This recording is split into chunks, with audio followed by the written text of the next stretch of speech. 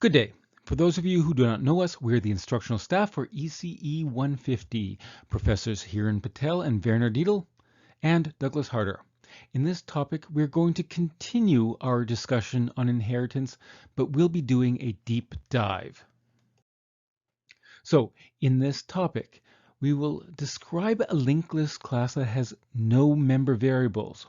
We will then look at how to implement a linked list class derived from this class that has the same characteristics of the linked list class we've previously looked at. We will also be considering the use of reference variables. So at the end of this topic, you should have a better understanding of the nuances of various features of C++, including references, including inheritance. Now, in this topic, we're going to do a deep dive where we combine a number of various ideas that we have discussed throughout this class.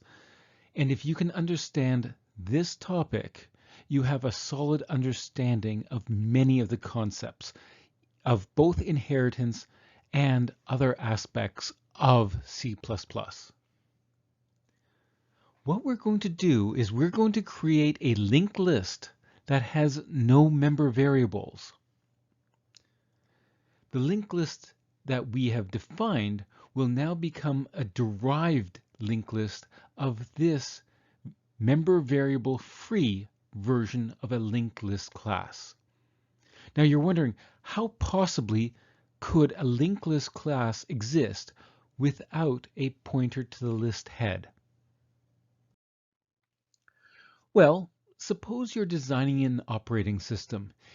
In such a case, there is often already memory that is allocated for every single pointer to the heads of various linked lists for various queues used in the operating system.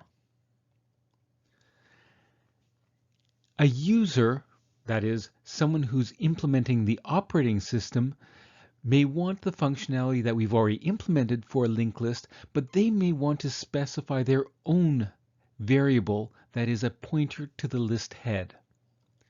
That is, we want to give the user the option of specifying their own pointer to list head variable however they want. This has horrible potential consequences for encapsulation, but if the user is willing to take this risk, and generally, for example, those authoring operating systems tend to know what they're doing, this may be reasonable. Now, in other cases, users may still want a linked list that has its own predefined private member variable pointer to list head. So we will create a derived class which does this for us. Now, to derive a variable-free base class, what we need to do is the following. We will call this a base linked list class, as you can't get any worse than no member variables. There's actually no member variables, but there will be one private reference to a list head. Oh, interesting. So we're storing a reference to a pointer to a list head rather than an actual member variable that is a pointer to a list head.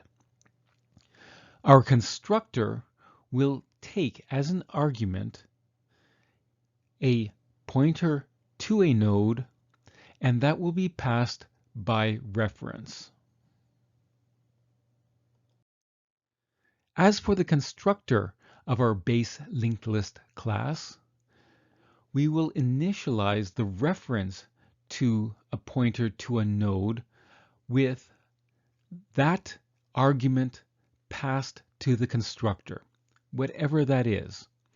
Notice that the argument is passed by reference, so any reference or any use of new pointer to list head actually refers back to the original argument.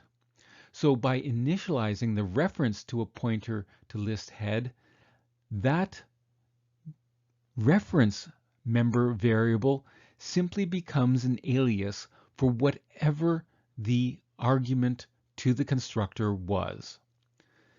Notice here it is critical that we use the colon initialization process.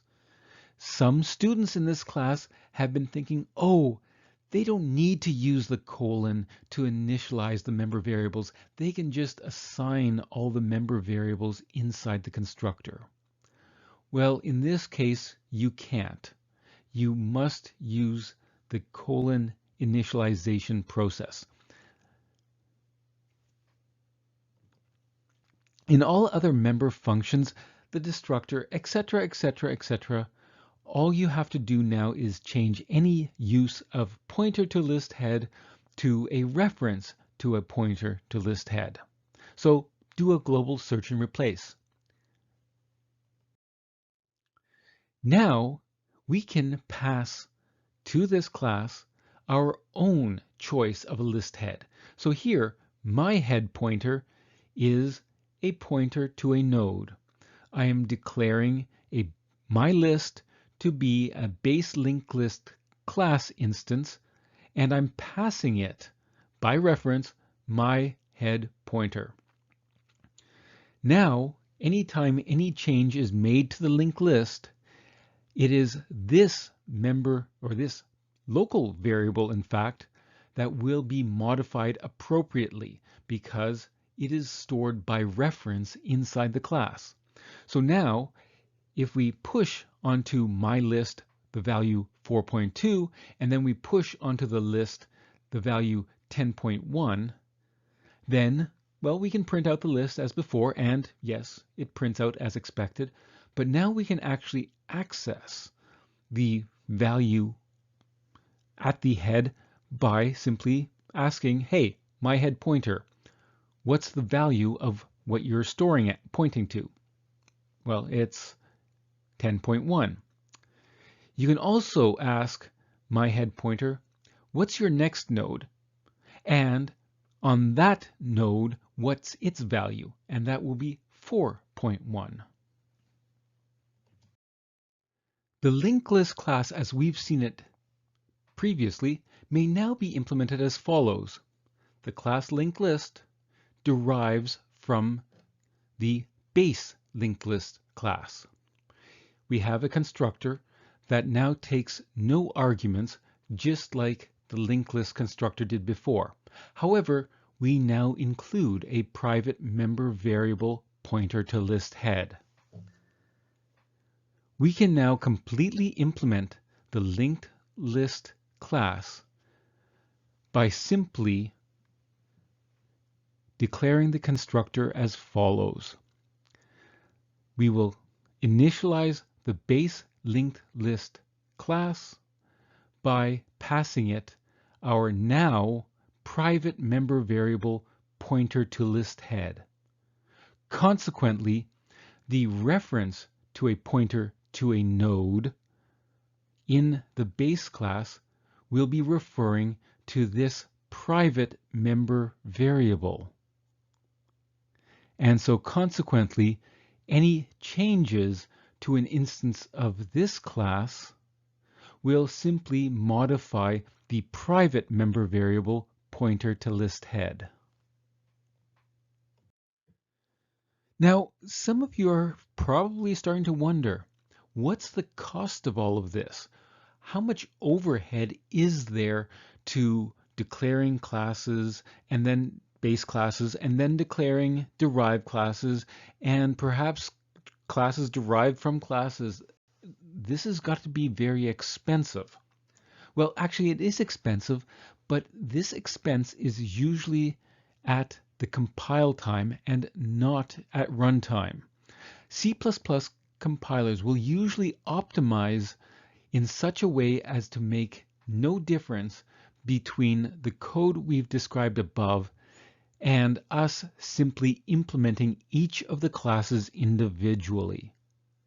That's very powerful because that's suggesting that, yeah, it's almost always in your benefit to use inheritance where appropriate. Now we can modify our class diagram here. Base linked list is now the base class for the linked list class. The way that we defined sized linked list and tailed linked list in the last topic doesn't change. They don't have to know anything about how the linked list class is implemented, or in this case, derived from the base linked list class. So, for example, the linked list class no longer has an implementation of push front. That is now in a modified version in the base linked list class. However, when sized linked list calls on linked list to implement push front, then the linked list class will just call the base linked list class version of push front. So this is quite elegant. The author of the sized linked list class doesn't need to know anything at all about the base linked list class.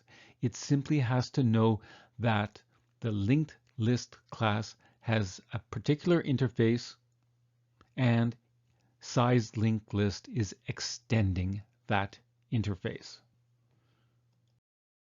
Now, I indicated previously that we have no member variables. So does that mean that it doesn't occupy any memory at all?